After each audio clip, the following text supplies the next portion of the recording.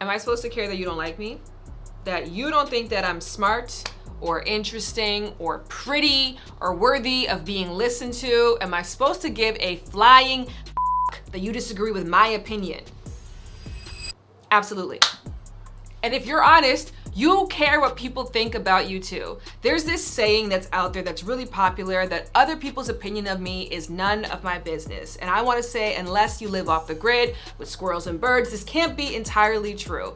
As a matter of fact, it's almost biologically impossible not to care about other people's opinions of us. So today, let's talk about negativity. Why do people's negative comments seem louder than the positive? Why you can make an argument that negative people are actually more superior from an evolutionary standpoint. And lastly, how to find perspective and empathy based on the not so nice things that people have said about you, both on and offline. Now, as you know, to deal with this topic, your girl has been leaning into BetterHelp for the past couple of months to work on my own negative imprint. And that is why I'm so grateful for them for sponsoring this video. Similarly, if you know that something is interfering with your happiness or if it's preventing you from achieving your goals, BetterHelp will assess your needs and match you with your own licensed professional therapist. BetterHelp is not a crisis line. It is not self-help either. It's professional counseling done securely online. There is a huge range of expertise in BetterHelp's worldwide network, which may not be locally available in a lot of people's areas. And even if you need assistance on the go at any time, you can log into your account and send a message to your counselor. They're gonna get back to you in a timely, thoughtful way. Plus, you can schedule weekly video or phone sessions. BetterHelp wants you to start living a happier, mentally healthier life today. So if you're ready to join me on a therapeutic journey to the optimal you, visit betterhelp.com/boody. That's betterhelp.com/BOODY.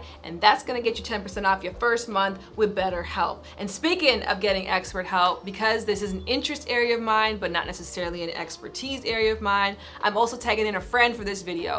Those of you who are on my email list already know that in April, I ran my very first virtual retreat called Happy Main Character Energy, and one of the keynote speakers was Dr. Sophia Godkin. Dr. Sophia Godkin, PH, please say the D, baby, is a health psychologist, happiness and relationship coach. She's gonna be popping in here and there with the good word throughout the video, like this. A negative comment automatically sends our brain a signal of distress. It alerts us that we might be at risk of not being accepted, not being regarded as valuable, not being loved or appreciated by other people. And over time, prolonged negative thoughts can turn into habits by helping us to build the negativity muscle in our brain, where it becomes easier and easier for our brain to produce negative thoughts. And over time, a habit of negative thinking can produce extreme amounts of stress, and it can increase the risk of anxiety and depression, and it can also weaken our immune system and interfere with learning and memory in the brain. So humans are cooperation-based animals or social animals that need one another. And in theory, we need each other for access to food, for access to procreation, of course, but lastly, for access to protection against outside forces. With these theories in mind, we can answer some pretty important questions. Why do we care so much what other people think about us?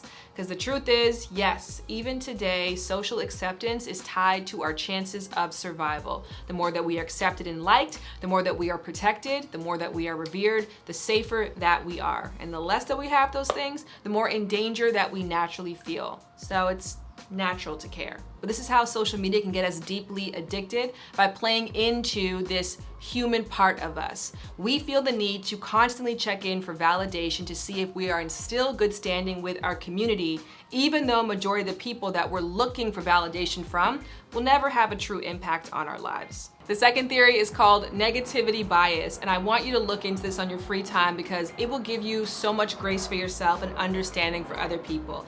Boiled down, it basically means that human beings are more likely to point out and spot the negative than they are to think of and view the positive side of life. And there is an evolutionary explanation for this. They say that negativity is actually a dominant gene because somebody who focuses on the bad and picks out the bad is able to spot spot danger, has a heightened sense of alertness, and is less likely to put themselves in a position for a negative outcome. Furthermore, somebody who is constantly pointing out the flaws in life is the same person who is likely to think of ways to improve upon those flaws. I say this all the time, that innovation and criticalness are the exact same thing, just viewed from different perspectives. And some of y'all are innovative as It's likely that we receive more positive comments than we do negative comments from the people around us. But because our brain is hardwired to protect us, it tends to focus much more on the negative comments. Our brain has a negativity bias. It's built to look attentively for negative information in the environment and to respond to that negative information strongly and to remember it well so that we can fix problems when they're there and avoid similar problems or threats in the future. And this motivation to focus on negative things is a response that our ancestors neurologically acquired ages ago, and that still lives on in us today. Why is it that we focus so much on the negative things people say about us versus the positive things that people say about us? The truth of the matter is, things are demanding your attention all day long, all the time, all at once. As I'm talking, there's like 17 flies on my legs and it's super annoying, but I'm focused on you, and that's what counts.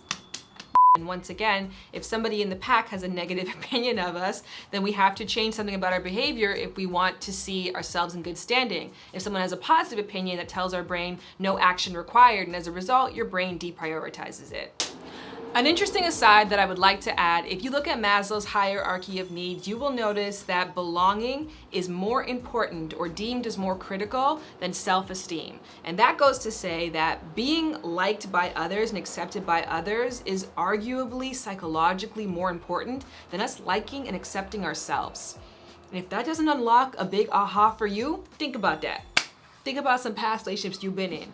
Think about some family members that you have. Just think. Why are people more attracted to bad news and gossip than good news? Because bad news gives us a warning sign. It tells us somebody else's misfortune can be our learning lesson to, again, increase our chances of survival. Now, good news can definitely do that, especially in the world that we currently live in now, where we're less concerned about our direct survival and more concerned about our potential. But again, you have to hardwire your brain to think that way, or you have to be in a position of privilege to even think that way. Why are we more likely to harp on the negative things people have said or done to us than to remember and focus on the good things? Like me, you might have been in an argument with somebody once in your life where they say, I've done all these things for you and that doesn't seem to count, and all you want to focus on is X and Y. When something negative happens to us, your brain basically folds the page, puts a bookmark, and adds a bunch of sticky notes because they want you to remember that feeling and that experience so that you don't repeat it again. Your brain essentially marked that as a close call. We almost lost it all. And your brain is not a fan of being placed in any kind of danger, so it reminds itself constantly of that feeling and of that experience in hopes that you're not going to have a repeat performance of it. On the flip side, something positive happens, your brain thinks, oh, this went well, no further action required, and it's likely to lose it when it comes to long-term memory storage. If we think about our relationships, this means that hurtful things that our partner says are likely to stick with us for longer periods of time than something nice they might say. If your partner says something hurtful, your negativity bias will kick in and you'll latch onto that comment like super glue, having a hard time letting it go. Again, hurtful or critical words will likely hurt you much more than the positive words or compliments that your partner gives will help you. This is why, when it comes to relationship satisfaction and relationship longevity, researchers say that it's really important to focus less on saying and doing tons of good, constructive things, and to focus more on not saying and not doing destructive things when problems arise or when conflict arises. All right, so if you are on the receiving end of negativity, whether it be from one person or from many people, here is my best tip for you. Let it breathe a little bit, let it simmer, let it sit, because you, my friend, are going to enter into fight or flight mode. You are now in a space where you believe your reputation or perception is threatened amongst your community, and as a result, you have a heightened sense of awareness, a heightened sense of arousal, which puts you in survival mode, which may lead you to not make the most sensible, calm decisions or say the most sensible, calm things in that moment. The unfortunate thing about when this happens to somebody on social media is there's a pressure to immediately respond. But as we have seen time and time again from people, their immediate reaction to something is very rarely the most favorable reaction. But because we live in this fast-paced, easy access, let's go right now world, people feel a need to try to keep up with that. If you can at all possible in your own life, try to avoid this pitfall. Give yourself a little bit of space and time because you got to do what I refer to as the gold mining practice. When you're on the receiving end of criticism, I also suggest creating a mental separation in your mind between the person's words and what you allow to seep in and become a part of your identity. Here is what you think about me, and here is what I think about me. Now that I have these two separated, I can take what you think about me and decide if it's valid. Sometimes criticism is intended to genuinely help us improve. It has merit, and we can choose to take it on to improve some aspect of ourselves. And sometimes criticism isn't well-intentioned. It doesn't have merit, and it's based on the person's own frustrations or their own insecurities. Once you decide how much merit the criticism that you received has, you can choose to either ignore it, not giving it any power, or you can choose to see it as valid and use it as an opportunity for improvement. Perhaps even including it in the what I think about me part of your mind. You are a gold miner and you got your little pan and you go out into the world and you scoop up a bunch of dirt. It's a lot of negativity all up in your area, and now you have to go through the process, the manual process of shaking and sifting and focusing to look for the gold in there. It's very important to note this because you aren't going through this experience looking for the dirt, looking for the things that you don't need or that are discardable, which could actually lead you to missing the gold pieces as they slip through the cracks. You have to be hyper-focused for the gold. And the gold is the nuggets of truth that you can apply for self-improvement. And don't get me wrong, there are definitely scoops of dirt that you're gonna get that is nothing but dirt, and all of it needs to be thrown away. But in order for negativity to become an enriching part of your life, you have to be hyper-focused on finding the gold. It's easier said than done, but if you can do it, it can really make a massive impact on your life in a positive way.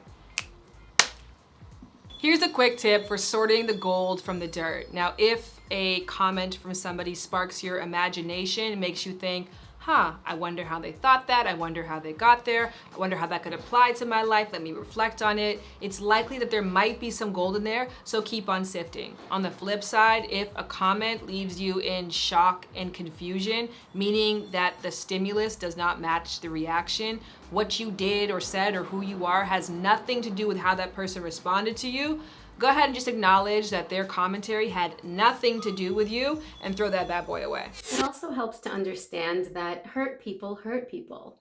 We only ever treat other people poorly when we ourselves are hurting somehow inside. So when someone is sharing negative comments with you, whether in person or online, and you're feeling the pain of that, know that that person is in pain too. And see if you can find some compassion, first and foremost for yourself, and then if it feels right, for the other person too. On the flip side, if you notice that you are the negative person in your circle or in your relationships or even within yourself, ask yourself how necessary negativity is as a tool in your life right now. And that's important to do because the truth of the matter is, for some people, negativity is a difference between them and safety. Having that discerning, critical eye is what's putting them in a position to protect themselves. And if that is your storyline and that's where you're at and that is your season, it's okay to be this way, because again, if you're not alive, nothing else matters, so protect yourself at all costs. On the flip side, if you feel the opposite, that negativity is actually putting you in harm's way, or it is removing you from people and relationships that are intrinsic to your survival and to your happiness, that is when I would say it's a good idea to hit the pause button. Our negativity bias makes us more likely to see the bad, so we've got to be as intentional as we can be about seeing the good. One of the easiest ways we can do this is to notice the positive things that are already existing in our lives that we're just missing every day, and to really pause and savor them. Take a moment or two to appreciate them. We can also start to relate to our negative thoughts and feelings with more understanding and more compassion to prevent them from getting even bigger.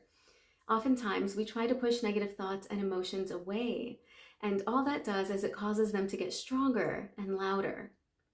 Learning to stay with our negative thoughts and emotions when they arise, and learning to relate to them with curiosity and understanding can really help to keep one negative thought from becoming a habitual cycle of negativity. Because the truth of the matter is, just like we can change for the positive as a result of negative observations, we can also make an observation that we are too negative and make a positive change for ourselves. And luckily, we live in a time where the help to do so is extremely accessible. It is never too late or too early to get the help you need to get on a plan that is catered for you, your needs, and your goals. And a service that I suggest you check out, if that sounds like something that you want to dive into, is BetterHelp.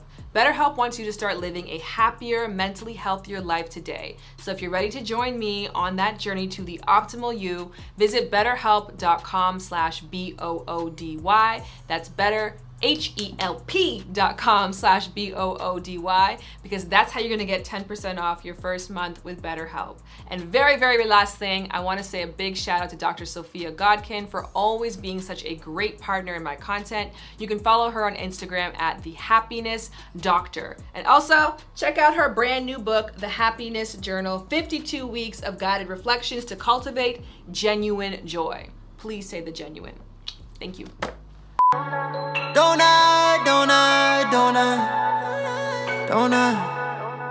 I can't help but flex it off. I can't wait to break it off. I'm the only one to make it feel like you can have it all.